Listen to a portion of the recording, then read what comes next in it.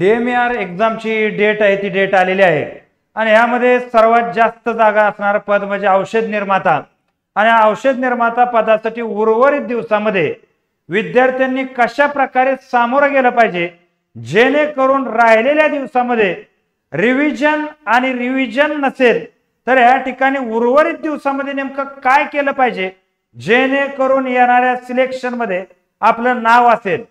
म्हणून हा व्हिडिओ जो आहे व्यवस्थित बघा, A to Z मुद्दे यामध्ये मी तुम्हाला क्लिअर करतो आणि उर्वरित दिवसात किती अभ्यास होऊ शकतो आणि तो परिणामकारक कसा होईल या सगळ्याच गोष्टी मी तुम्हाला सांगणार आहे।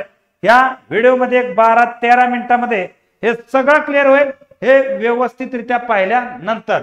तर आता बघूयात आपण फार्मासिस्ट पदाच्या संदर्भात मास्टर प्लॅन साधारणतः 25 ते 30 दिवस आजपासून आपल्या परीक्षेला बाकी आहेत हे तुम्ही इथं धरून चालायचं आहे। आता आपल्या समोर जो मुद्दा आहे तो मुद्दा लक्षात घ्या की बॅच सुद्धा आहे, फक्त टेक्निकल बॅच 999 आणि टेक्निकल आणि नॉन टेक्निकल बॅच 1999। याचा फायदा DMAR साठीच नव्हे तर येणाऱ्या नगरपालिका, महानगरपालिका, आरोग्य विभाग या सगळ्या परीक्षेसाठी जे पद आहे औषध निर्माता त्या प्रत्येक पदासाठी ह्या बॅचचा फायदा जबरदस्त तुम्हाला होतोय, जो विद्यार्थ्यांचे फीडबॅक पण आहेत आणि तशा प्रकारे मार्गक्रमण सुद्धा आहे। आता बघा आपली ही परीक्षा जर विचार केली तर हे ई बुक सुद्धा आहे आपलं औषध निर्माता, कमी पानामध्ये उर्वरित दिवसामध्ये सगळा टेक्निकलचा अभ्यास तुमचा या पुस्तकाच्या माध्यमातून होणार आहे।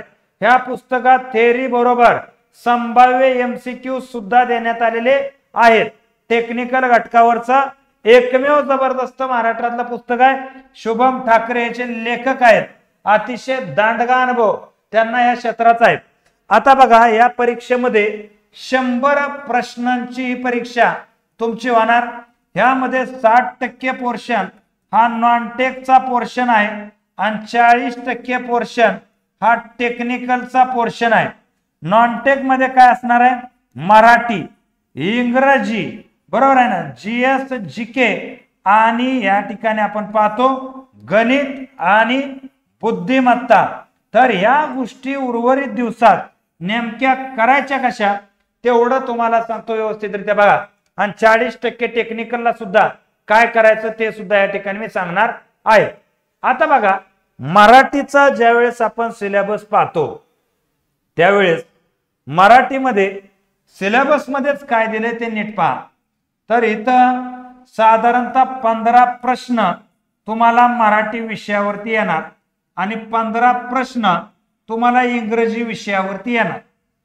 आता बघा यामध्ये खेळ काय असतो, मराठीमध्ये काय दिले, मराठी व्याकरण जरी लिहिले तरी पण ध्यानात घ्यायचं काय, वाक्य रचना, शब्दार्थ, प्रयोग, समानार्थी शब्द, विरोधार्थी शब्द, अलंकार, म्हणी, वाक्यप्रचार यांचे अर्थ, वाक्यात उपयोग, शब्दसंग्रह, प्रसिद्ध पुस्तक आणि लेखक आणि योग्य जोड्या लावा। ॲज इट इज तुम्हाला सांगतो इंग्रजी synonyms, antonyms, spelling, punctuation, okay, vocabularies, idiom, phrases वगैरे same fill in the blanks आहे, सिंपल सेंटेन्स स्ट्रक्चर आहे। इंग्रजीमध्ये पण विशेष काय रॉकेट सायन्स इथं दिलेलं नाही। आता बघा याला ज्या पोरांनी बॅच घेतली त्याला हे सगळे मुद्दे व्यवस्थितरित्या आपण टाकलेले आहेत, तो भाग द्या विषय सोडून, का तर एवढ्यातून त्यांचा अभ्यास परफेक्ट तर होतच असतो। आता जे विद्यार्थी हा व्हिडिओ बघतायत त्यांच्यासाठी एक गोष्ट, आपला टेलिग्रामचा चॅनल आहे, हा टेलिग्रामचा चॅनल हा डिस्क्रिप्शन मध्येची लिंक आहे, या ठिकाणी तुम्ही जा।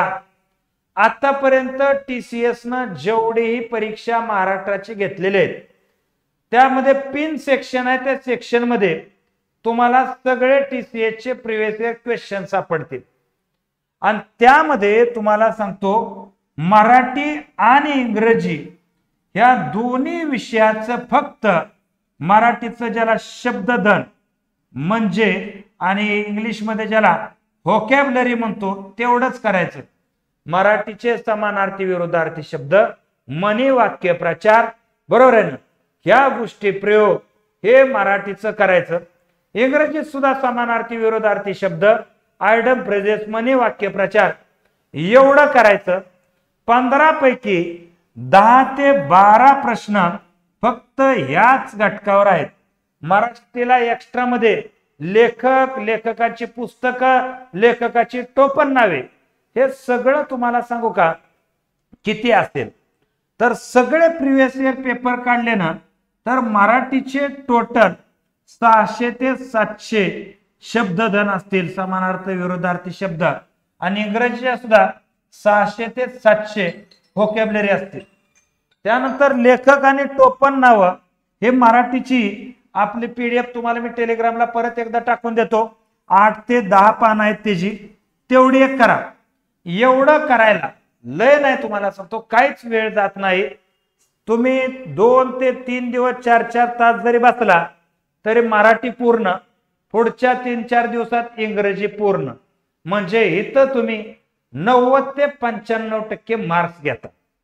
आता विषय आला जनरल नॉलेज, यामध्ये करंट अफेअर, ह्याच्या नादाला लागूच नका, ह्याच्या नादाला लागू नका. 4 ते 5 प्रश्न येतील, आले तरी तुम्ही 6 महिन्याचं करंट अफेअर करून ठेवायला पाहिजे होतं, आणि नसल केलं तर एवढ्या दिवसात होणार नाही. बरोबर आहे. म्हणजे उर्वरित दिवसात ते होत नसतं, काय गोष्टी सोडून द्याव्या लागतील. इतिहास, बरोबर आहे, भूगोल, राज्यघटना, जनरल सायन्स ज्यामध्ये फिजिक्स, केमिस्ट्री आहे, स्पोर्ट, खेळ, ओके, आरटीआय आणि इन्फॉर्मेशन टेक्नॉलॉजी. आता 3 ते 4 प्रश्न आरटीआयचे येतील ना, आपल्या लाईव्ह सेक्शन मध्ये जा युट्यूबला, आरटीआयचं 2 तासाचं लेक्चर आहे, तेवढंच तुम्ही बघा. युट्यूबला फ्री मध्ये ते लेक्चर आहे, तेवढंच लेक्चर तुम्ही बघा. 3 ते 4 प्रश्न जे येणार ते त्याच लेक्चर मधून येणार, वेगळं काही करण्याची आवश्यकता तिथं नाही. आता यामध्ये जनरल सायन्स, राज्यघटना, भूगोल आणि या ठिकाणी इतिहास, भारताचा इतिहास, भारताची घटना असलेलं आहे, पण महाराष्ट्र पण विचारतात, महाराष्ट्र पण विचारतात. ह्याचे फक्त जे टेलिग्रामला मी तुम्हाला काय सांगितलं की टेलिग्रामला जी मी प्रिव्हियस इयर TCS चे पेपर टाकलेले आहेत त्यामधले पूर्ण इतिहास, पूर्ण भूगोल, पूर्ण राज्यघटना, पूर्ण जनरल सायन्स हे प्रिव्हियस इयरचे प्रश्न तुम्ही फक्त वाचून घ्या आणि सगळे मिळून ह्या 4 विषयाचे प्रश्न असतील. एक 400 ते 500 प्रश्न हे कराय तुम्हाला रोज 3-4 तास अभ्यास केला तर या ठिकाणी 4 ते 5 दिवसात ह्याच्यावरचे सगळे प्रश्न तुमचे वाचून होतात. त्याच्या पलीकडे ह्याची थेअरी वाचायचा प्रयत्न करायचा नाही, ह्याच्या पलीकडे वेगळं काय करायचं नाही. एवढं जरी केलं तर 15 प्रश्नापैकी 10 ते 12 प्रश्न तुम्हाला ह्याच रिव्हिजन सेक्शन मध्ये पाहायला मिळतील. एवढ्यानं आउट ऑफ मार्क मिळत नसतात, परंतु पास होण्यासाठी जेवढी लागतात तेवढी नक्कीच मिळतील. आता त्यानंतर आहे लॉजिकल ॲबिलिटी ॲप्टिट्यूड टेस्ट, ज्याला आपण पाहतो म्हणजे थोडस गणित आणि बुद्धिमत्ता, मॅक्सिमम बुद्धिमत्ता थोडस गणित असा मुद्दा आहे. आता याला बघा, याला काय असतं की तुम्ही केलेली प्रॅक्टिस. आता प्रॅक्टिस मध्ये काय तुम्हाला सांगतो, प्रिव्हियस इयरला जेवढे गणित बुद्धिमत्तेचे प्रश्न हे टाइप्स बघायचे, जसं मॅथमॅटिक्स आले की न्यूमरिक, अल्जेब्रा, जिओमेट्री, स्टॅटिस्टिक्स, बरोबर आहे, हे बघायचं तुम्ही. आणि हे बघितलं ना, तुमच्या माहितीसाठी सांगतो की लय तर लय एकंदरीत जर तुम्ही पाहायचं झालं ना, हे सगळं पूर्ण करायला तुम्हाला जास्त वेळ लागत नाही.